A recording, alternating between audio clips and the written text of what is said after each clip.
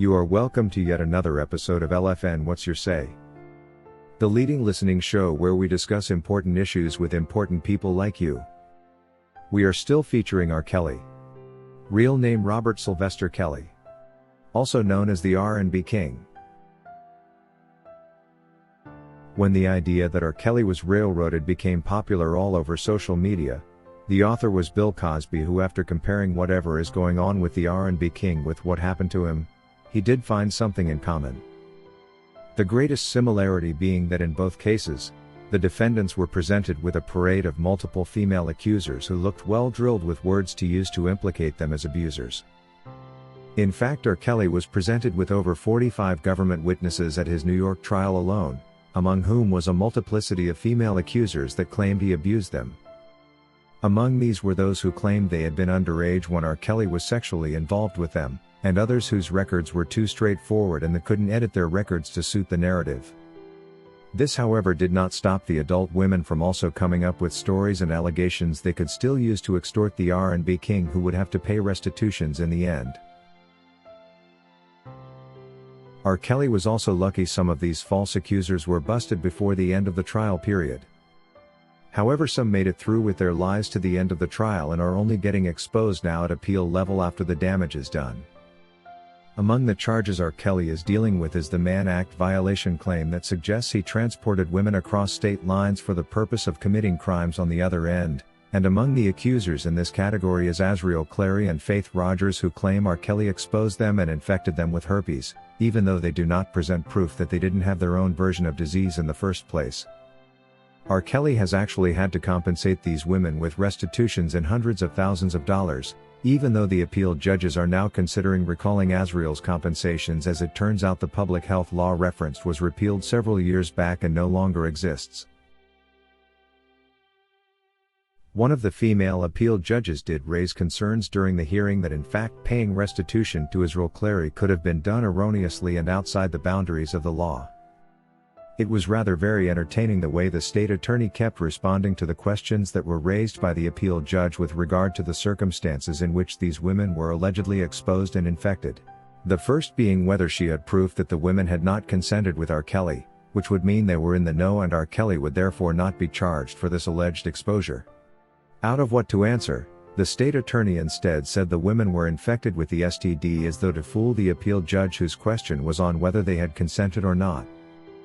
The appeal judge stepped in again to correct her and bring her back to speed so she could answer his difficult question, and guess what? She again dodged the bullet, suggesting that despite the absence of evidence, the jury had the mandate to assume their own truth by way of inference, which they did. Another interesting part of the state attorney's defense for her Mann Act charges is when she was asked to speak on the case of Stephanie, and she confidently suggested some of the accusers had been virgins when they started out with R. Kelly. Asked if she had proof for this alleged virginity, she said that was in fact part of the investigation report because she definitely had no proof for what she was saying. The only reason she was saying Stephanie was a virgin was to suggest that if she tested positive for herpes, then it had to be R. Kelly who gave it to her. For many, it would take a long time to believe that any of the accusers was a virgin. Not once, not twice, but multiple times, the state attorney attempted to fill the appeal court judges, but they happened to be so alert as to be deceived. They asked wonderful questions which the government rep could not answer, and questions that exposed the guilt embedded in the government system, and that is currently being used to take down the R&B King. At some point during the appeal hearing, those listening and felt sorry for the state attorney, who was defending hard to defend lies against R. Kelly, and false claims that were concocted to extort him and ruin his life forever. Like when it came to the forced labor charges, which just didn't fit the circumstances and looked vague, to the point where one of the appeal judges had to ask, where is the labor? According to Madeline, it has also been on my mind the way the state attorney gambled her way through the New York appeal without making even a single point in her response to Bonjean's submission. She did plenty of beating around the bush and said nothing of value whenever she was tasked to explain certain facts. Every time she was asked for evidence, she suggested the trial judge has a right to infer or to use preponderance.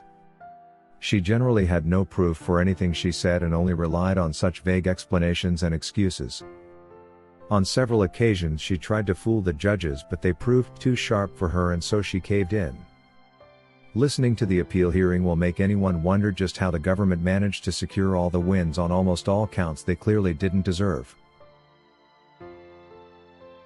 R. Kelly may have made a few mistakes in his life, but sadly, it's not what he did that is being punished. All these so-called RICO, Mann Act and forced labor charges are vague and inappropriate for the case against R. Kelly. One of the appeal judges in fact did hint on this when she raised a concern that the government was twisting charges in a way that would see R. Kelly punished for completely different crimes he did not commit. Of course she didn't have to use these exact words, but mentioned the element of having different consequences from what is deserved. According to Patterson, when this is all said and done, everyone is going to reap exactly what they have sown. R. Kelly is in prison servicing sentences that he doesn't deserve as a result of the lies that were told on him. Anyone keen enough to analyze this case very well will quickly realize that R. Kelly is the real victim here. If anyone has violated the RICO Act, it's the government attorneys who worked with the BOP officers and blogger Tasha K., and also with Azriel Clary's family to steal inmate communication records and take down the R&B king. The government broke the law while trying to destroy R. Kelly, but this has not been addressed since. According to Kathy Wiggins, in guessing the government, the judges and everyone else working in the system has been paid off, and so now they have to keep their end of the deal. So they are trying their hardest to find any little thing to throw at Bonjean with the hopes that she will surrender and grant them an easy win. That's the only reason why he's still locked up. Because what other reason can it be? And why is the government and even the judges being so persistent? R. Kelly didn't murder anyone, but they are treating him like he's a serial killer. That's why I believe it's something else going on, because R. Kelly should have been out of there by now, but the system keeps stalling to let him out. If you wish to take part in a live interview discussing any of these topics, let us know by sending an email to sashalfnmedia@gmail.com for scheduling. Thank you for watching today's video, a production of LFN Media, giving you another perspective of issues at hand. We make it our business to keep you updated with the truth amidst the cloud of lies the media wants you to believe. It is therefore important to subscribe to this channel, hit the bell icon and allow all notifications so that you don't miss out whenever we publish a new video.